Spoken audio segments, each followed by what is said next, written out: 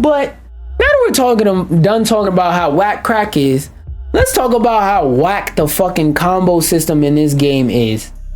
This user, Zen, scary version. I don't know this person from a hole in the wall. I was just scrolling on Twitter and I saw this. And despite the fact that I like Sparking Zero overall, I just wanted to show this because there's a lot of people who play Sparking Zero who have never picked up a controller and played like a traditional fighting game or maybe even Smash Bros at like a barely competitive, like a casually competitive level. So they don't know shit about comboing and stuff like that. And I'm not making fun of them in terms of like, I'm not one of those people like trying to slap the goddamn e-penis down your throat like, yeah, you're not me, you're not as dominant and superior as me. Like, no, I'm not doing that. All I'm saying is that there are people saying that Sparking Zero is a difficult game, and I'm here to say no, it's not.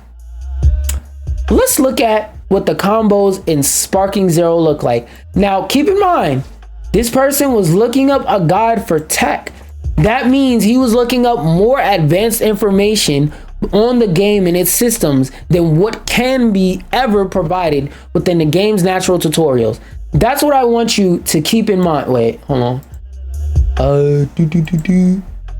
That's what I want you to keep in mind when you look at this screenshot that I'm about to show you and I explain this combo. So for this advanced tech, I don't know what tech this is, but for this advanced tech, let me read the input list to you. Square triangle. Wait. Square triangle. Square. Square. Square. Square. Square. Square. If anybody ever tries to fucking tell me that this game has difficult combos and difficult systems, I'm gonna need you to shut the fuck up. The most difficult thing about this game is booting it up on a PS4. Wait, did Sparking Zero come out on PS4? PS4? Fucking platforms.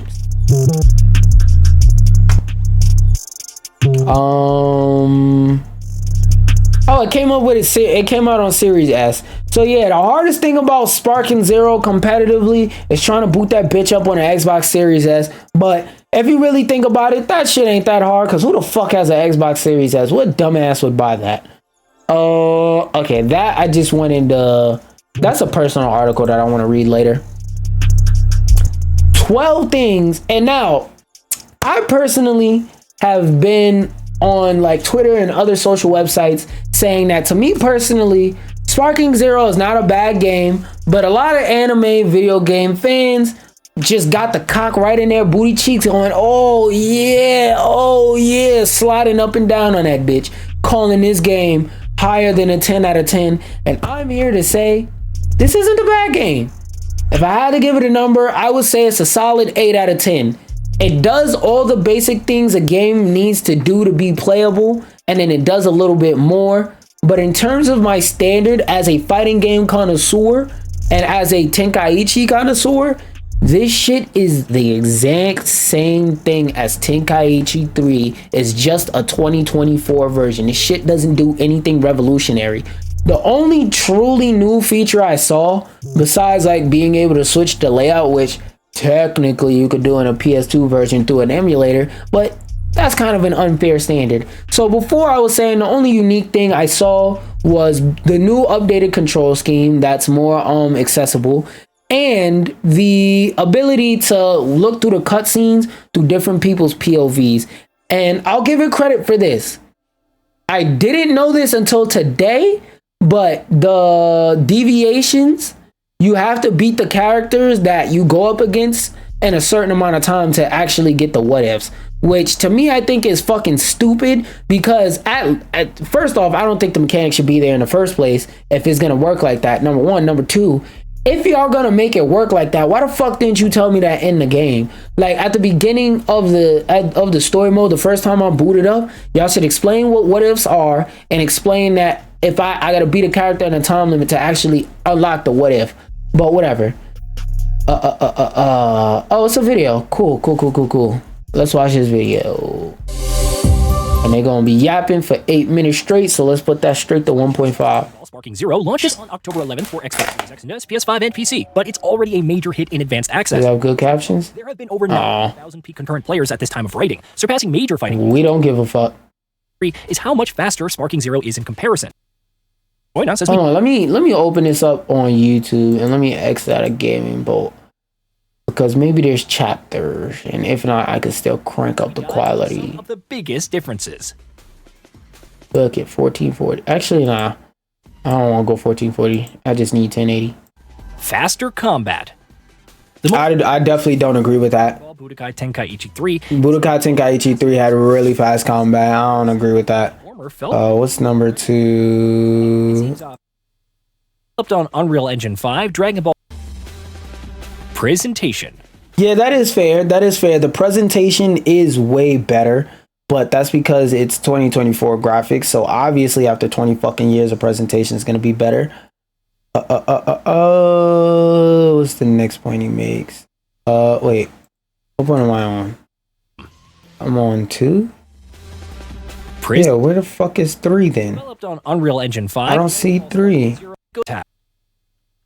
Aspects of Budokai is even less leaving. Where's 3? Split screen. Even oh, there we go. beam clashes. What the fuck? Yo, I'm not bugging. 2 is right here. On best one video for the opening. T3 is or the track from Oppo Ragdoll's Frieza. Of course, this isn't to discount the incredible music, whether it's Dragon Ball Super's second opening theme, Limit Break X Survivors. It's also down to the environment's high-fidelity models or gorgeous renditions of planet-wiping beam attacks. It's also down to the animation work and how closely it sticks to the anime. True, the animation is a bit smoother, but like I said, that's something I would expect after 20 years of waiting for a sequel. Whether it's Dragon Ball Super's second opening theme, Limit Break X Survivor. Okay, no, so I didn't miss anything. Track from entering sparking mode for the first time. Environmental destruction. One of the most praised aspects that already existed. 3 is the ability to destroy a stage threat. This is what I'm saying. That shit that was in 3. Like, yeah, okay, technically, yes, it is better. And are there timestamps? None of the top comments are timestamps. But it's like, yeah, this is some shit. After 20 years waiting for a sequel, I would expect there to be better presentation. Here's the next point. I saw around here. 5. I swear to God. 4 characters deeper. Again, that's something I would expect. These are all things this is what I mean by this game is not bad, but it just does the bare minimum. I would expect after 20 years and like 3 new Dragon Ball shows to get some new characters. Nigga, like 30, 40, 50, 60 fucking new characters been introduced through like both background characters and main characters. So like I would hope you put some more characters in there. Like I think this shit was before GTE. Like Budokai Tenkaichi 3 might have legit been before GT. Oh, where's number 6 at?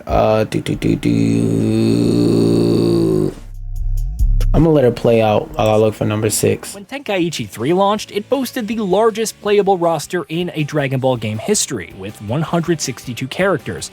It makes sense that Sparking Zero would up the ante, offering 182 characters at launch. Okay, here's 7. Skill count also influences whether you utilize certain moves, such as introducing Super Perception and Revenge Counter. Both are new to Sparking Zero. Super Perception allows for deflecting beam attacks away. It can provide a massive open. You could also do that in Tenkaichi 3. It was just limited to the it was just limited to certain characters. Against a key. They just gave it to everybody. It's quality of life change, bro. And could affect your overall transformation economy. Revenge Counter also consumes the skill count, and while it's easy for countering melee attacks, you might fall into a trap and abuse it on every occasion, thus hampering your skill count. In older games, you could just teleport behind people. Much more intense. Or block.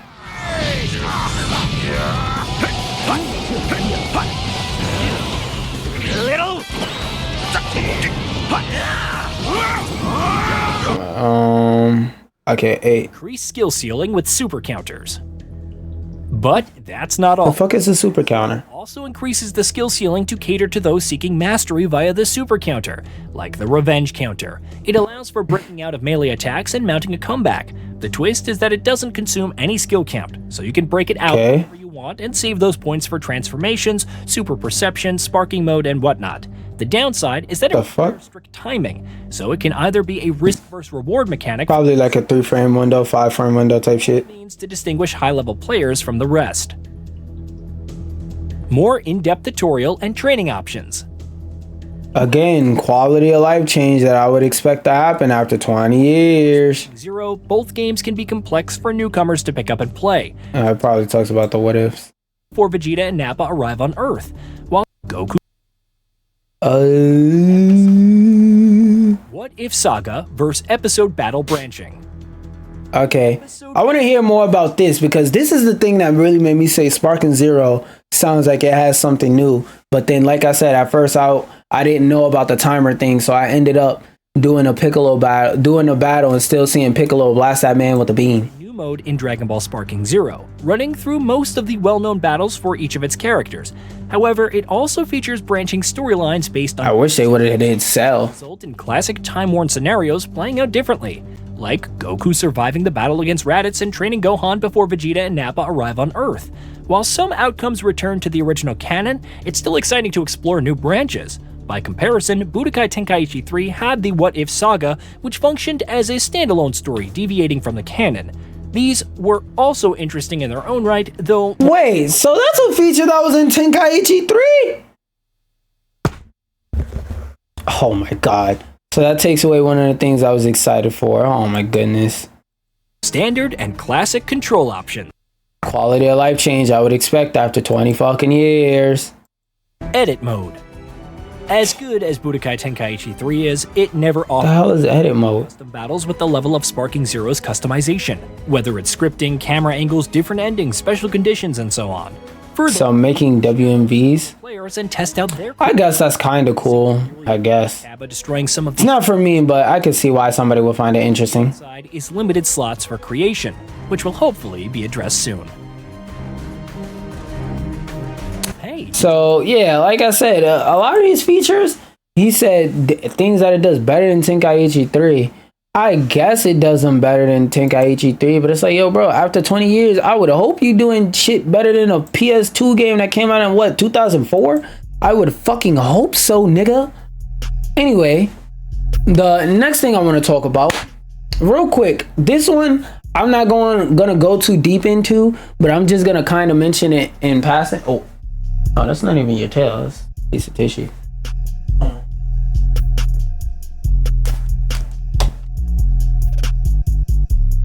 But the next thing I wanted to mention was more so about Sony and about one of their big fuck ups of this year. PlayStation fans shows off their adorable custom Astrobot costume. Now, I'm not gonna read any of this fucking article because what I'm about to say has nothing to do with this damn article. Yeah, let's view it on Reddit. Has nothing to do with this article, but look. You see how this young kid enjoyed Astrobot? So he probably made a Halloween costume a little bit early so that on Halloween he could go up to the niggas' doors, trick or treat. Can I get some candy without a razor blade? Then some motherfucker goes, take that, kid. Thank you. And then he walks off.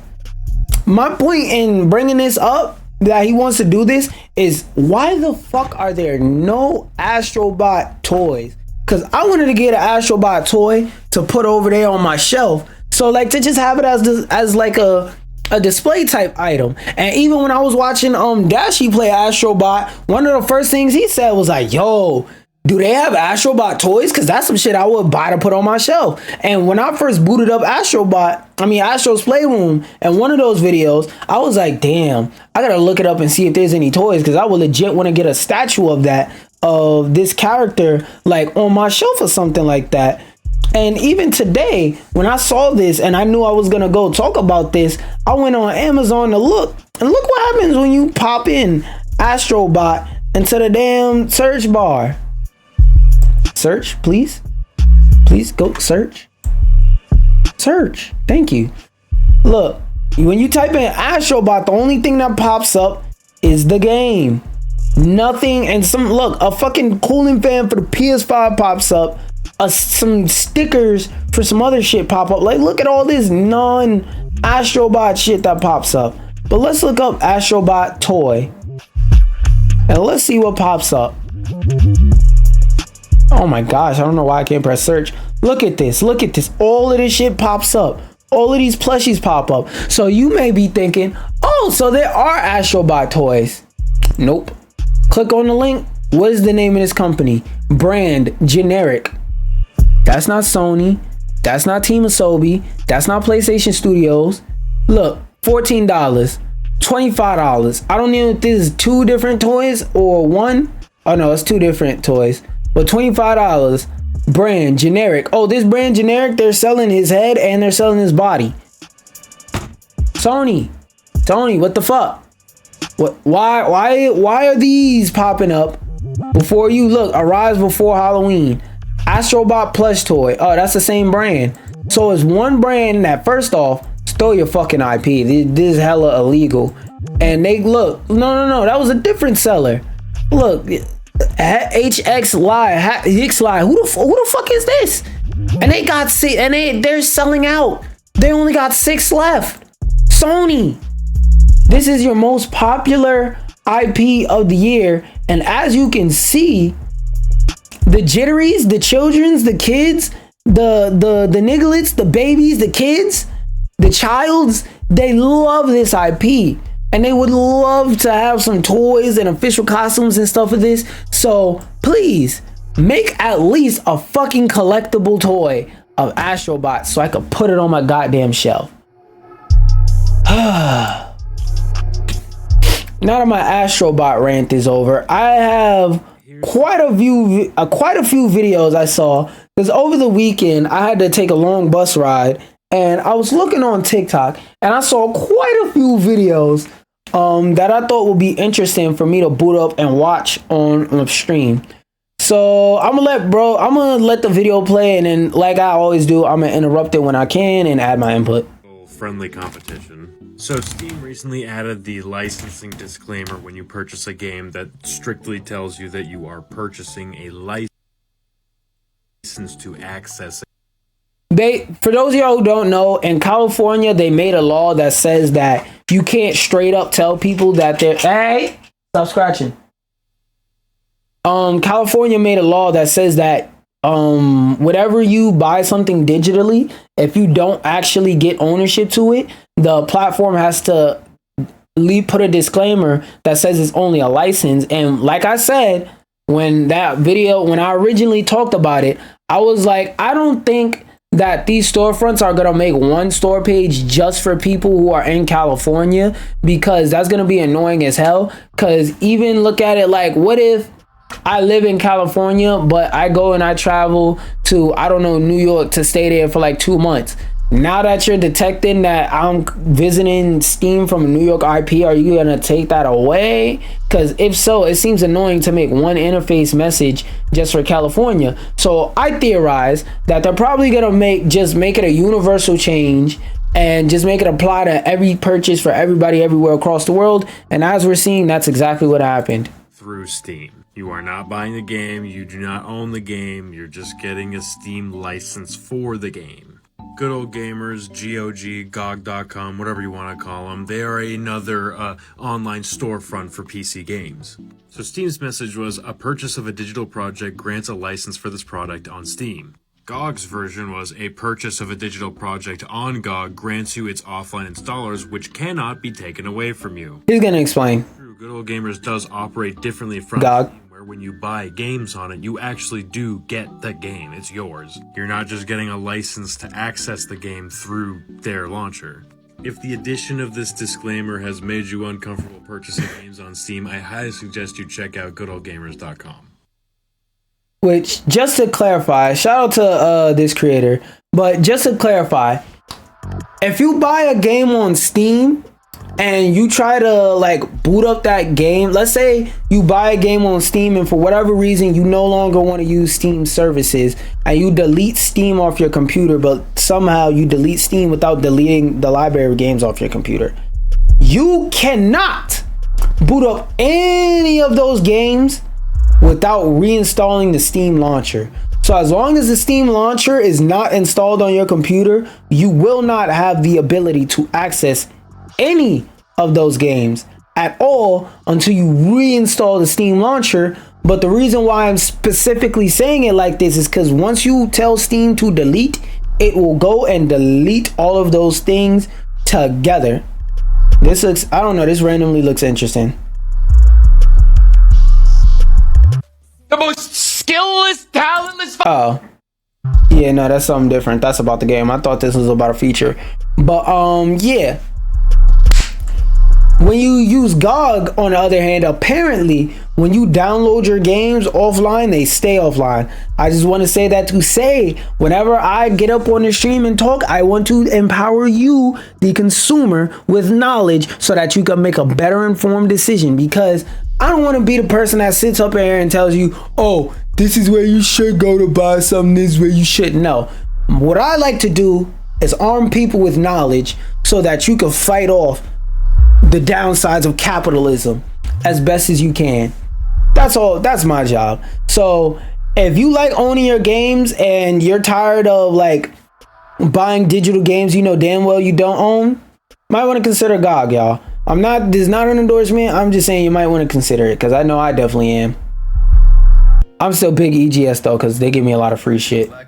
Oh, this okay, I saw some rumors and stuff about it, but I was hoping I would run into an article for it. But I saw bro's video, and I know he does good videos where he actually overviews and does research on the information he talks about. So I was like, I'm gonna watch it on stream and break it down. Dog. I've been seeing people say Assassin's Creed needs to end. Not gonna lie, that shit's not. It do. Ubisoft. Which is true, because Assassin's Creed is their big money maker. Like anytime Ubisoft is in trouble, they go in the closet and they grab they grab Assassin's Creed by the udders, and instead of milking it one udder at a time like they usually do, they grab it, they pull that bitch out the closet, and there's 4 more people in the room, and they're like, yeah, we're each gonna milk the flying fuck out of your udders till we get everything we can out of it. Then we're gonna put you in a closet, we're gonna put you on an udder massager, then somebody's gonna come back in a little while if that's successful and milk 1 udder. But if that shit ain't successful, oh, we're coming back to milk all 4 of them bitches. Unity, what? Rogue, what? Ubisoft is about to go all in on the Assassin's Creed franchise. They want to drop 10 games in the next 5 years. 10! When I first heard this, I was worried, but we have some info. By the way, that's 2 games a year. So even if they do a remake and an original game every year, I'm still pretty scared, because like Ubisoft already has a bad track record for releasing games yearly, specifically releasing Assassin's Creed games yearly, because from 2015 to about 2019, every Assassin's Creed game that came out had some type of crazy bugs and glitches, to the point to where I don't remember, besides like Unity and Syndicate, I don't remember nothing game breaking after those games, but it was always stuff where it was like, how the fuck did this get past QA? So I don't trust them. I don't trust Ubisoft with a yearly release of any game.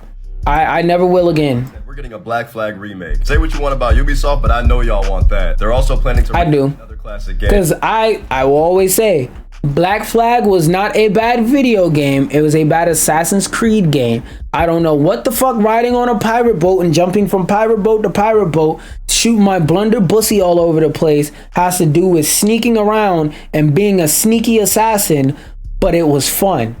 So as an Assassin's Creed game, if I was a hardcore fan of Assassin's Creed, I would be like, this is the worst shit ever. But as somebody who's just a fan of good games, I was like, yeah, it is what it is. Low-key, 1 or 2 needs it the most, dog. But I wouldn't be mad at a Brotherhood or even 3 remake. Nah, Black Flag. I love this game. We got Assassin's Creed Hex on the way. This will be a smaller game taking place during the Salem Witch Trials. What y'all know about the Salem Witch Trials, bruh? Which is crazy, because it's like, yo, what the fuck am I gonna be doing? Like, I hope they don't give you witchcraft in that game, because that seems so, Like, I hope they don't give you like attack magic in that game to where you're just running around lifting stuff up with telekinesis and hitting people with it, and you're fucking blowing people's heads up with magic spells at close range. Like, I hope it's not like that, because like the Assassin's Creed games are about sneaking and stabbing people in the throat, like when they're not noticing, and maybe every once in a while you do a little bit of like hard combat. But it's like, bro, this idea, like, for the idea of a game being an assassin and Salem witch trial times sounds interesting, but a sneaky assassins game that is supposed to be sneaky assassins focused in this time period, nah, that don't sound interesting at all. Plot for Assassin's Creed. We got Assassin's Creed Nebula. This is set to be the biggest I'm gonna just put it like this. One thing you will notice in media is anytime a brand starts really getting hit with that corporate cash, like whenever a corporate cash cow gets milked to the point of tiredness and where they can't figure out nothing new to do with it, that's the first place they always go, to space. The first place they go when they start running, when any corporation starts running out of ideas, is fucking space. If you don't believe me, just think about it. Any franchise you know that never fucking ends, that has 100 goddamn entries, like something like the Fast and Furious, where they will just never stop making that money. Money too. Movie, like they said when Paul Walker died, we're not making no new movies, but Fast and Furious 10 is getting 3 parts. I don't know how the hell you gonna do a part 2 to Fast and Furious 10, but okay, bud. Okay, pal. So it's like whenever a franchise starts running out of ideas and they're just doing it because they know it's gonna make money and they don't really give a shit, they go to space. That's why that really fucking scares me, because like, what are you gonna do? Are you gonna put on an astronaut suit and pretend to be a dead astronaut and wait till they bring you in with the tractor beam, and then once they got you on a table, they're ready to stick the rod up your ass, you grab them by the throat and go and you just assassinate an alien? Like, bro, like that idea just don't sound good to me. What am I gonna do, sneak around in a big ass spaceship and kill bigger spaceships? Like, that idea just don't sound fun to me, bro. One of the things I personally like about the Assassin's Creed franchise is that it's very grounded, and I don't want to say realistic, because, you know, you are a time traveling sneak thief assassin, but it's realistic in the sense of how this stuff is being carried out. The story got some unrealistic components, but that's for the benefit of the story. In terms of how like everything is gameplay wise, it's pretty realistic. Like, I'm not saying to do this, and I'm not saying I would do this, but the way that they just sneak up behind people and use the wrist blade and then run off, like, that's something that somebody could really do in real life. Like, what are we doing with outer space, bro? Even Assassin's Creed Valhalla, like, that was a good game, but not a good Assassin's Creed game once you got it to fucking work. It's like, what are we doing here? What are we doing here, bro? You flying around in space being a side, like, what are we doing here, bro? You're out of ideas. Make something new, goddamn. Niggas been begging for a split. Yo, people have been begging for Splinter Cell so long, they're okay with a remake at this point. I don't trust Ubisoft with a damn thing, bro. He better than me. We've ever seen, featuring 3 locations including India, the Aztec Empire, and the Mediterranean. This I also don't like, because these 3 locations are so far from. Did he say they're all gonna be in the same game, or that is one game? Assassin's Creed Jade. This one is set to be a mobile game. Man, what the fuck is you?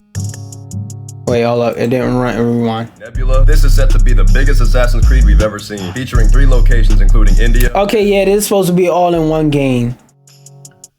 No, that shit don't. No, this just don't sound fun. No, I don't. That's why I don't play Ubisoft games no more. Assassin's Creed Jade. This one is set to be a mobile game. Oh. I know, but hey, mobile gamers need love too, dog. Then we've actually got a... Then give them something that's actually good. Please, bro.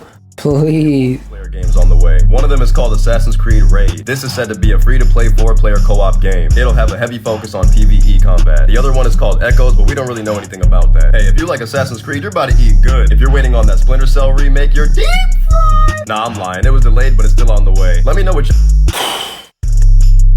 We need a new Splinter Cell entirely, but I'm not gonna lie. I don't trust Ubisoft for anything other than a remake at this point. We now know why. That was a W video, man.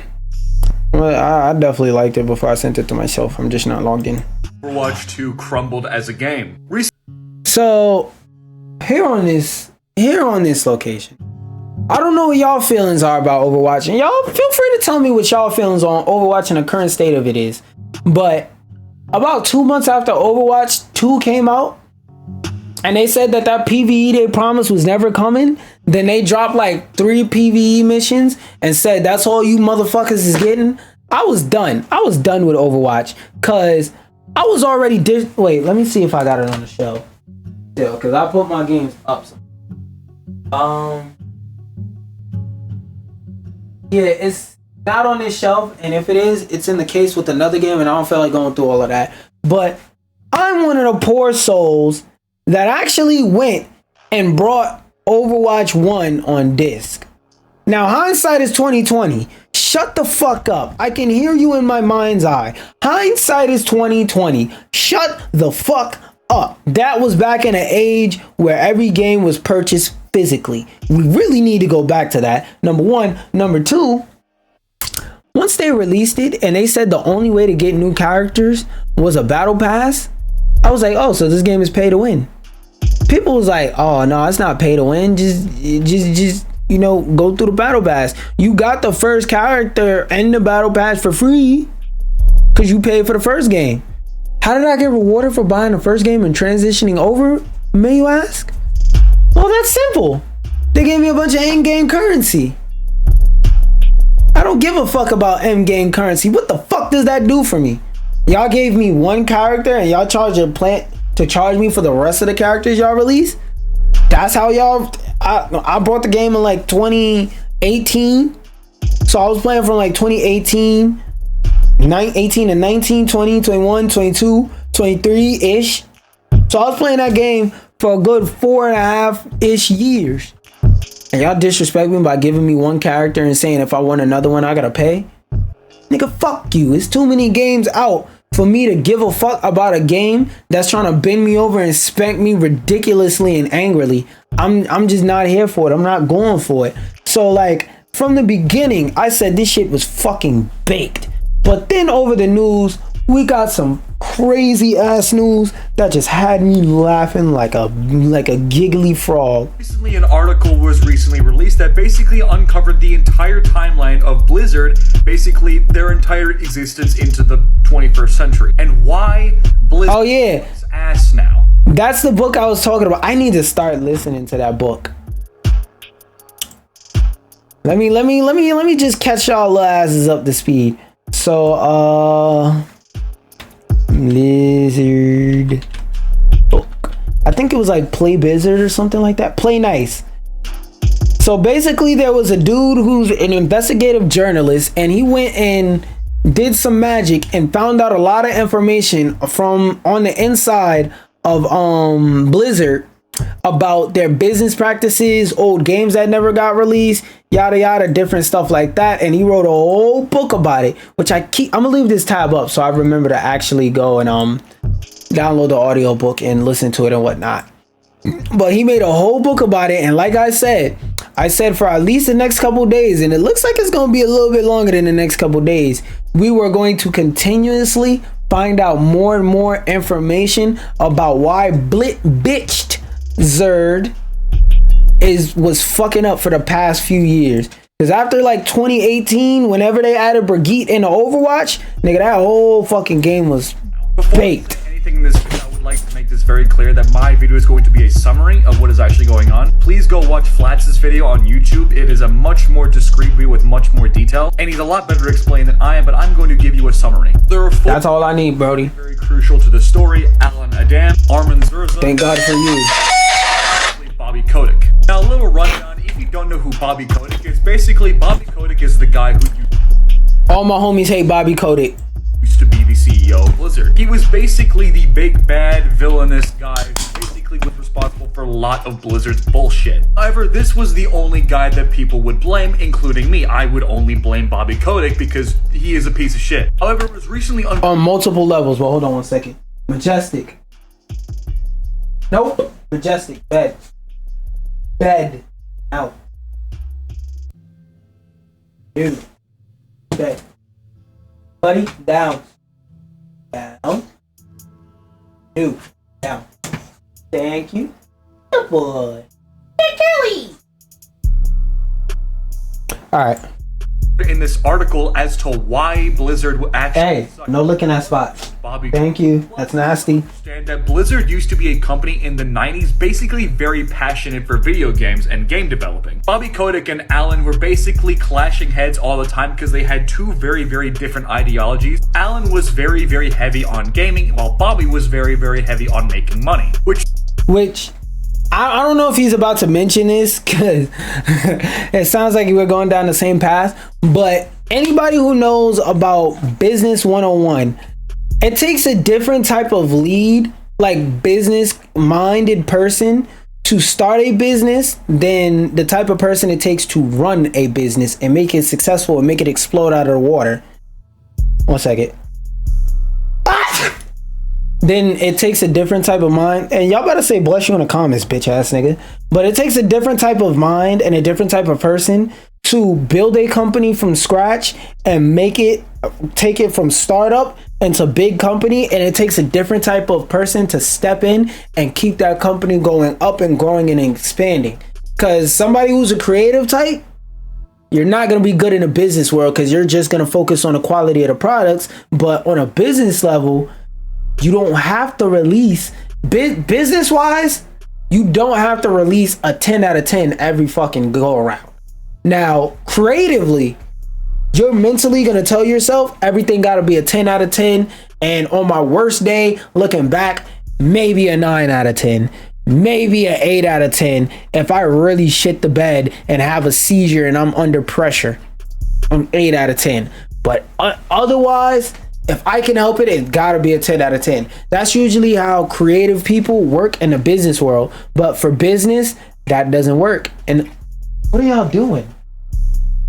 In a bit, hey, nasty. In the business world, sometimes you need to just drop this 6 out of 10 and morph it into an 8 out of 10 over time. Maybe you'll get to a 10 out of 10. Business wise, it's better to drop bullshit than to not drop at all. And a creative mind is not going to like that. And this is a phenomenon / dilemma, creative differences, that happens a lot in business. If you really want a good example of how often this happens, just watch a bunch of videos from Company Man. Because there's like other... Hey, what did I say about that? That's nasty. Don't do that. But like I was saying, if you want a good idea of how often this happened, watch a lot of Company Man's, that's the name of the channel on YouTube, Company Man's, videos about businesses and like different startups and stuff like that. And you'll realize it's very common for whoever's the creative mind behind an idea to leave the project, while the business mind, he tries and poke it up in the side, stab it in the side, and make it bleed cash until it can't no more. Which is what Bobby does, because he's a fucking businessman. But this is where these two do not get along. Eventually, Bobby Kotick earned the rights to Activision Blizzard. And keep in mind, Alan is still a part of Blizzard. He founded Blizzard in the 90s with his friend. These two were constantly clashing heads because Bobby Kotick, as we know, is a asshole, and Alan is a passionate gamer who basically just wanted the games to be good. Overwatch 2 was basically cooked from the very start. As we all know, the story of Overwatch 2 alongside the cinematics is super undertold. Let me explain how undertold. Shit don't even exist. And Overwatch 1, I didn't have Overwatch for like the first year or two that it came out. I played the beta, which you could go back on my old YouTube and find some footage of that. And I wish I had the fucking clip still. But the way I found out, the way I found out who Video Game Donkey was because of Overwatch. I played the beta and I ran into him in a lobby, and I didn't know who the fuck he was. One of my friends could attest to this because he was watching, and I always call him. But I actually need to text him. I ain't text him in a minute. But and Wolf Moon, y'all know him if y'all used to watch the podcast. But I was playing Overwatch and I had on the voice chat. That's back when I had the shitty PS4 cord, PS4 headphone where it was just one earbud and I got the little shitty ass mic on it. And I used to use that to talk in a game in a stream or like straight off the PS4 and whatnot. And I remember I ran into somebody in the lobby and they were talking and I was like, yeah, you seem like a cool dude. And he started realizing I had no idea who the fuck he was. He was like, you don't know who I am? I was like, no, I don't know who you are. I'm a YouTuber. He was like, oh yeah, I'm a YouTuber too.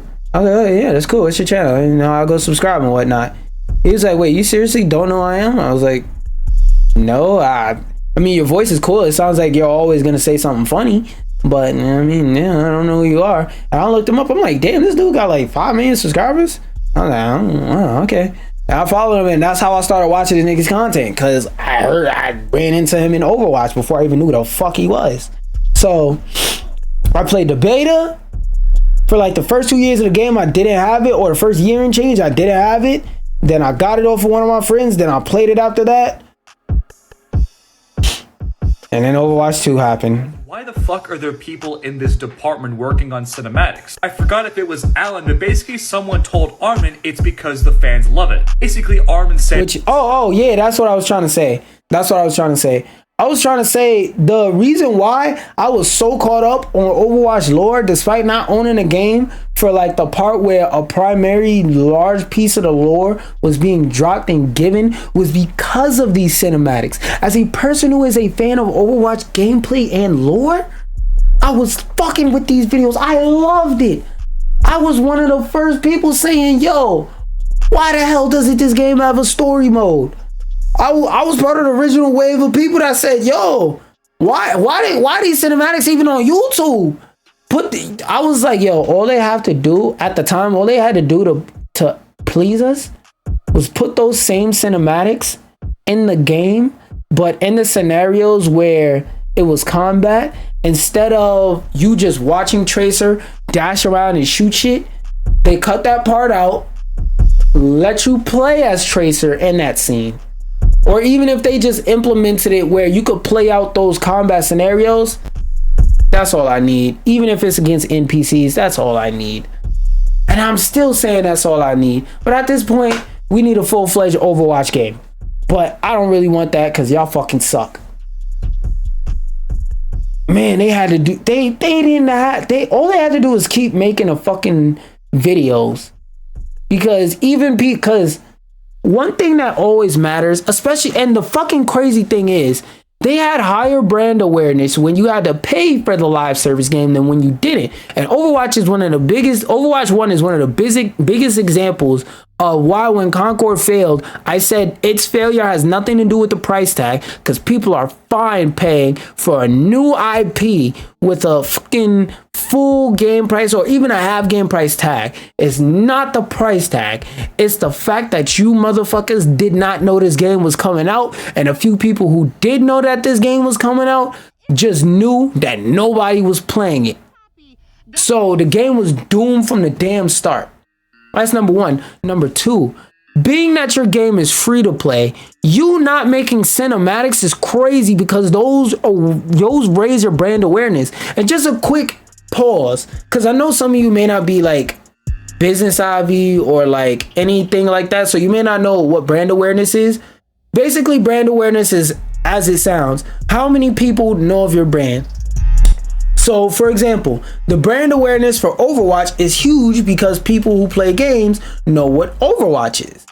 Anybody who's a gamer knows about Overwatch, but people who don't play video games may not know what Overwatch is, versus on the other hand, something like Pokemon, you could never have known what a video game was your whole life, and still you would know who Pikachu is. That's what you call like max capacity, maximum brand awareness. Your grandma that has never picked up a DS or a Game Boy a day in her life, even to take it away from you and tell you to do the dishes, knows who Pikachu is. It's a good chance she knows who Ash Ketchum is. There's people who don't know Peter Parker and Spider-Man are the same person, but they know who Spider-Man is. So that's what brand awareness is. How many people know your brand exists? Why wouldn't you want to increase your brand awareness when your game is free? That gets more people on the game. That gets more people emotionally attached and bonded to the IP. You know what happens when people are emotionally attached to a free-to-play game? They play it more. So why would you stop making cinematics? I was always curious when Overwatch 2 came out and it was free. I was like, why the fuck is it that this game is free and y'all got less cinematics?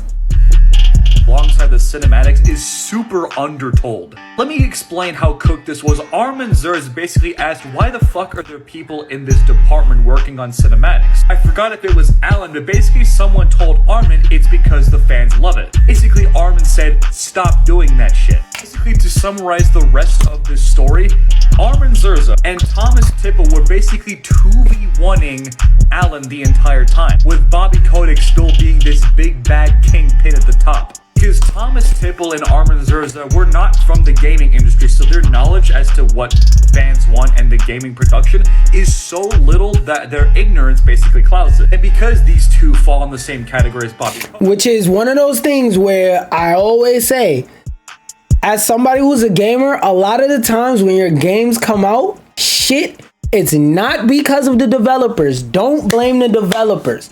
Stop blaming. Sometimes it is the developer's fault. I'm not going to say it's never the developer's fault, but a majority of the time when a game comes out and it's fucking horrible, it's because of shit like this. People who don't know what the fuck they're talking about and positions of power. So what we have to do as gamers is let these people know you're fucking stupid. For example, when Xbox did that thing where they said we're gonna raise Xbox Live to cost $140 a year, up from $60, and everybody universally said, oh hell no, what do you think you're doing? Like universally everybody said that for 2 days straight, and then Microsoft backed off and said, my bad, Playboy, I was unfamiliar with your game. You're damn right you was unfamiliar with your game, because if you were a gamer, you would have never asked that. And the thing to me that's crazy is we're in the midst of an economic recession, and they are trying to charge more and more and more for these games, and getting mad when people are not buying their half-ass bullshit undercooked ass games or cosmetics in these fucking games. Like I said in that Fortnite video, why would I buy cosmetics in a game I don't fucking play, that nobody else plays? Who the fuck am I showing it off to? I'm just buying it just to buy it? Like at that point, go fuck yourself. Why would I buy it? They also were very, very crucial parts as to why Blizzard crumbled and why Overwatch 2 and the future of Blizzard sucks. Bobby Kotick leaving was a really, really good step up for Blizzard, but it's not going to be fixed. That's another thing. He's very right about that. One of the most integral parts of Overwatch was those clips. And you know why? Because the character designs of Overwatch are cool and all, you know, everybody talks about the tracer porn and how it innovated 3D modeling and yada yada yada, right? The character designs are cool, but like a nigga can sit there with his dick hard and fawn over a game for but so long.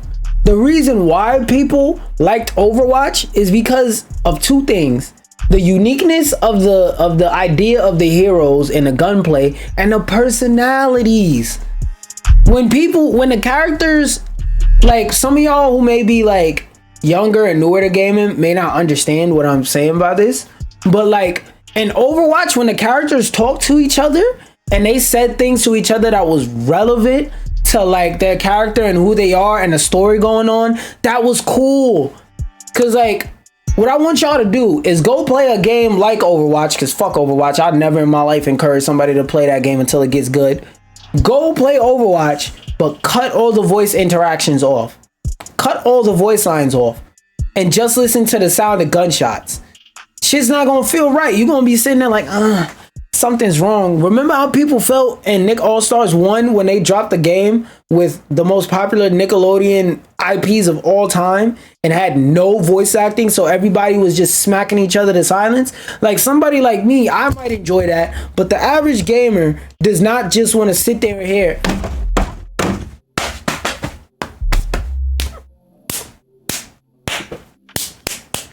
pew game for 2 minutes straight. No, the average gamer does not want to hear that. They want to hear SpongeBob say, I'm ready, when he gets up from being knocked down. That's the type of stuff they want to hear. Same thing with Overwatch. People love the character interactions and the way they talk and interacted through the match.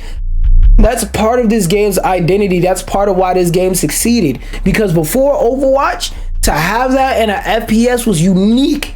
Because Call of Duty had a story, but the story mode stayed in the story mode.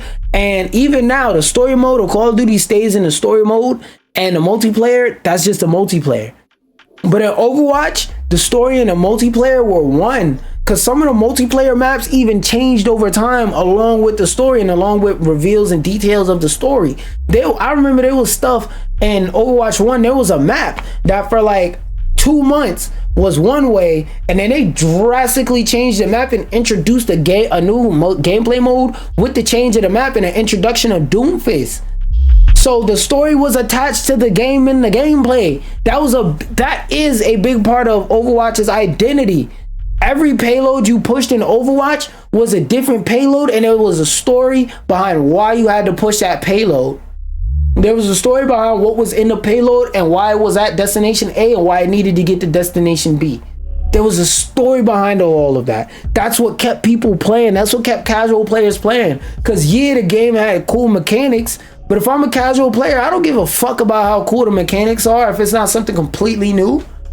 Which it more or less was kind of like new, but people didn't give a fuck. We was like, At the time, a lot of people was like, this is Team Fortress with a character with a fucking pixie cut and a fat ass. Who gives a fuck? The interactions, that's what made Overwatch unique and cool.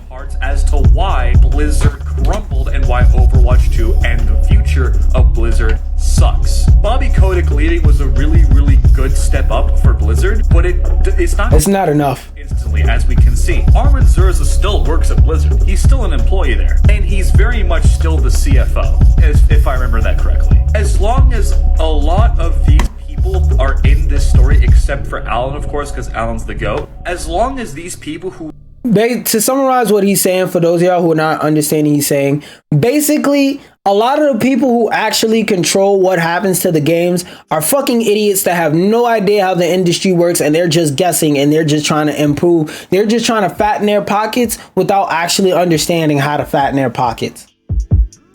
Who know fucking nothing about game developing and have no passion for it, Overwatch 2, Diablo, and plenty of other Blizzard products are going to suck major ass. Which really goes to show that we are fucking cooked. Overwatch 2 will never reach its full potential because of this shit. I hope people really, understand this. Anyways, I hope I explained it as best as I could. Yes, you did, my brother. Video because his video was spectacular and much better than mine. He also highlights a lot of key details that I failed to highlight because I want to make this as short as possible. Yeah, I don't know what that is, but yeah, definitely go watch a full video if y'all care more about more details than what I gave and whatnot. But rating Overwatch ships, I'm definitely going to watch that off stream. But yeah, like he said, the best thing I could tell you to do if you want the game to improve, I know it's hard to not play a game that you have such good memories with and you have such fond memories with. I know it's hard, but get the fuck off the game. Stop playing Overwatch. If you're playing a game that sucks, you continuing to play this game that sucks is not going to improve, because they're going to basically go, oh, this game is a 5 out of 10 and they're still playing it? Well, that must mean in their minds it's a 10 out of 10. Why improve the game if they're going to do it anyway? If they're going to buy it anyway, they're going to play the game anyway. They're going to complain. Then they're gonna go to their PlayStation they're gonna turn it on, go past the PlayStation Store where they could buy a new game or even download a new game for free and play our shit anyway. Why would I improve the game when you're gonna play it anyway and buy a bunch of cosmetics? Stop playing the fucking game. That's how we fight back. Stop playing the game. Get the fuck off of Overwatch. There's so many other good games out here. Concord was fucking cool. I was about to say great, but I'm not a liar. Concord was a good game. That shit was new. That shit was unique. But everybody, the character designs in Concord were ugly. All of a sudden, you motherfuckers is game art design connoisseurs and shit. Alright, buddy. Point is new games coming out every day that's doing the same thing but better, and it's like, damn, y'all refuse to play those games. Y'all get back on Overwatch. Y'all get back on Overwatch cock and gallop. I know you dropped $1,000, $10,000 gambling in Overwatch 1. It's over, buddy. It's over. We're in a new game now, and this game sucks now. Arguably, it sucked when Brigitte was there, but honestly, it wasn't that bad if you were just playing just to have fun. Something unbelievable just dropped. Who could have seen this coming? Yeah, developers admit that the game was unfinished. Apparently it's confirmed that the game only had 1 fucking year of development. We could tell. I made a video a while ago defending. And this part right here is where I said, yeah, I'm gonna react to this on stream, because like we could fucking tell. We could tell this shit only had 1 year of development. His resources into Overwatch 2. What the fuck were y'all doing for 4 years? Like, genuinely. Like, updating Overwatch 1. Fucking stupid I look right now. I actually look fucking like really stupid right now. Like, the devs have only been working on the game for a year. And Jeff Kaplan threw out all this stuff that was like, hey, we're gonna have this whole new PvE mode.